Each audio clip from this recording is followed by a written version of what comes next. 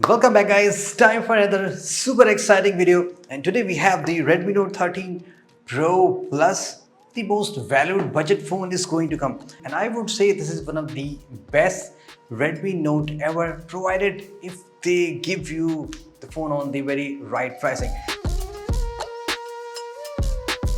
Before I show you the actual product and getting inside the box, let us talk about first about the old Redmi phones that you might have already seen. So you can see the design, like they try to change something, but they never brought any groundbreaking design. Time has changed, the design has changed, everything has changed. Let's bring back the awesome phone. And here's the Redmi Note 13 Pro Plus. Now it's time for the quick unboxing. What you're getting inside the box. There is one exciting thing. If you're already using Redmi Note 12 Pro Plus, this is nothing much exciting, but something has changed. Like the case, this time they have changed it to the completely black one. It looks good. It's completely flexible, soft CPU, again making a lot of pollution.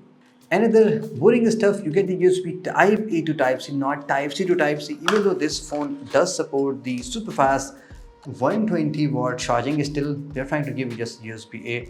At least Type C to Type C should be made a standard. The first time on the Redmi Note series, they have brought the beautiful vegan leather. It's not new. We have already seen many years back so many companies like Realme, Motorola, iQOO, Infinix, a lot of budget phones, they are coming with the vegan leather. Another cool part, guys, about this phone is, I don't know, with some reason it smells like a perfume. On the other minor design changes, the LED flash has been moved completely on the right direction. I don't know, you might have seen all the phones, they have the LED flash just near about to the camera one, but this time it is completely different place. You get the Redmi branding. I hope definitely it has been printed from the outside. You can easily remove it. This time they gave you the ultrasonic fingerprint sensor rather than the side mounted bottom. Of course, the headphone jack has been removed. Somehow they have to be dual 5G SIM card, and here on the top you have so many holes. Like this is the speaker, this is the IR blaster, this is the noise cancellation, and I think this is again something related to the speaker. I cannot verify it. If you know, do let us know in the comment. Now let's talk about another big feature before we get inside the phone. This is the first Redmi Note phone ever which is IP68 certified. Even their last Pro phones like the Xiaomi Pro ones, number series like 12 Pro or 13 Pro, they are not even officially IP68. This one is finally officially IP68. It would be really exciting to test the durability. Stay tuned for that. This is the first Redmi Note phone which is going to give you a curved AMOLED display. You have already seen it on the Xiaomi 12 Pro, 13 Pro. This is the first time on the Note series, the curved display. They might have to bring on the last time, but with some reason they have not. About the specification, you are getting a 68 billion colors this time. The peak brightness is 1800 nits, and the resolution is not just usual 1080p, is 1220 by 2712 with the 446 ppi. This display supports both the HDR10 Plus and the Dolby Vision. Whatever you can expect from a good display on this price segment, they have given you everything. Of course, don't expect LTPO, because seriously it is not possible with the new phones under 30k. You might have to go with the old phones like the GT2 Pro, which is already on the sale. I've shown you on my other channel. So this is a very perfect display, guys, and I seriously love it. The content, you enjoy it in the 68 billion colors. They are just simply amazing. All the details you can easily see in this phone. And I forgot to tell you guys, this is the first Redmi phone which has been covered with the Gorilla Glass Victus on the display side. It runs with the MIUI 14.0.4, obviously based on the Android 13. Another part I don't understand, and frankly I think it's not even necessary to, you see the virtual RAM is just 4GB. We have done a lot of speed tests. We have seen like the Motorola H40 with just 8GB RAM with the no virtual RAM can perform a lot better than phone having 12 plus 9 or 12 plus 12GB virtual RAM. So I think it doesn't make sense, you give, you or not give, but still they have. Even though I'm just testing it casually, very soon I'm going to show you some comparison, maybe some speed tests we will perform. And this one comes with the Dimensity 7200 Ultra. You can check out the benchmark. You get near around the 7 lakh of the benchmark score, which is kind of good for the budget price segment. until you're not going to compare it with some old discounted phones like the flagship killer phones. For the casual performance, this device of course is going to handle everything you throw at it because the CPU is kind of very powerful nowadays. So, but yeah, on the extreme hardcore gaming, what I realized is that, this gives you exactly the same performance that we've already seen with the Dimensity 8020 phones, and even the Dimensity 7200 is kind of performing nearly close to that. This phone is again not super impressive in terms of gaming, but yes, on this price segment, it can give you a lot better option. There won't be much lag either, but gyro is not very perfect on this phone. Maybe it can be slightly tuned with the future optimization. So for the performance, yeah, it's good, not one of the best performing device. Look at the 200MP plus 8 plus 2MP camera setup, and the front is just 16MP. The setup is exactly same as the last year's Redmi Note 12 Pro Plus. Let's talk about the photo quality. The time I have spent with this phone, taking a couple of samples, what I realized is that the photos that are coming with this phone are not very much boosted, which is trend nowadays. I'm not sure why Redmi has done something like that, but again, it looks cool. Like whatever you were saying, it just kind of very close to that, maybe 5-10% boosted just to make photo look slightly better, which is kind of okay. I try to take so many samples outdoor, like the skies, the flowers, they all come good. Even on the indoor, the photos looks very crisp, very clear. There's no such problem at all.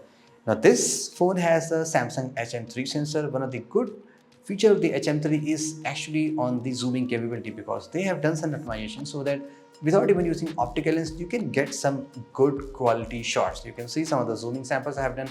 You can see a lot of details with just normal mode, not even with the 200MP mode. Even on the complete low light, this phone performs well. I would not say like it is even of the best low light shooter, but for the under 30K price segment, yes, it does certainly very well, and you can get some great shots with this phone. Of course, I'm just every time telling, if you just try to compare with the slightly discounted flagship, it's not going to perform very well on front of that. But yes, on the new one, it takes very well shot. This one comes with a 16 megapixel selfie. It takes decent shots. There's nothing crazy about this selfie like all the phones, maybe the Motorola, maybe the Infinix. They're trying to give you the 50MP, 4K 60 from the front. On the video front, of course, this phone comes with the 4K 30 video support. There is a OIS also, which just works very well, just like the last year phone. Speaking about the other cameras, you get the 8MP ultra wide. Like I told you earlier, you cannot expect much, just 8MP usual, so don't expect much from that. And yes, there's a 2MP macro, which can take some good shot if you're taking outdoor in the good lighting condition.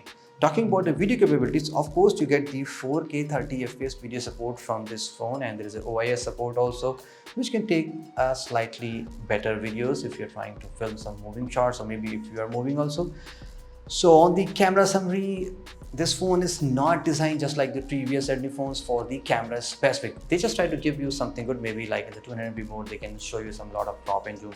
That's it overall. The fun part, let's talk about the speakers, because previous Redmi phones have very good reputation of giving you good quality speakers.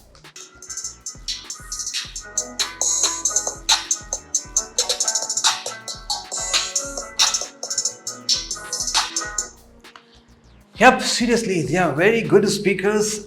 I would not say they are like kind of 100% symmetrical on the both front and the bottom, but yep, they are very close, and the quality even at the full volume, it's very good. So like I told you earlier, Xiaomi phones are very good on the speakers department. About the battery, you get the 5000 mAh battery, of course, which is the standard of 2023 and 2022 also.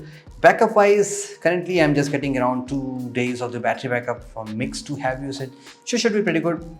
I will show you all the details on the full review, so wait for that. So in the summary, what's the first impression with the Redmi Note 13 Pro Plus?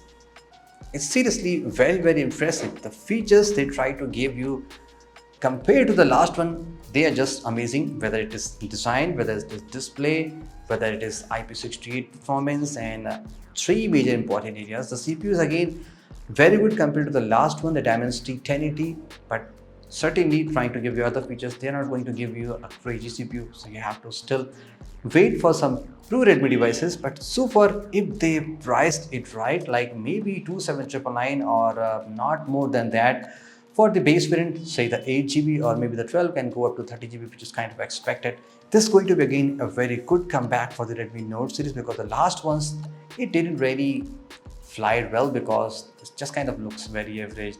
things are very evident. It's kind of very boring boss. Every company is moving to the curved one and they are just kind of stuck to the flat one. So those are guys my thoughts with the Redmi Note 13 Pro Plus. Let us know what's your view on this phone. Stay tuned for so many fun comparisons, speed tests, camera tests, and of course the durability. Stay tuned on the channel.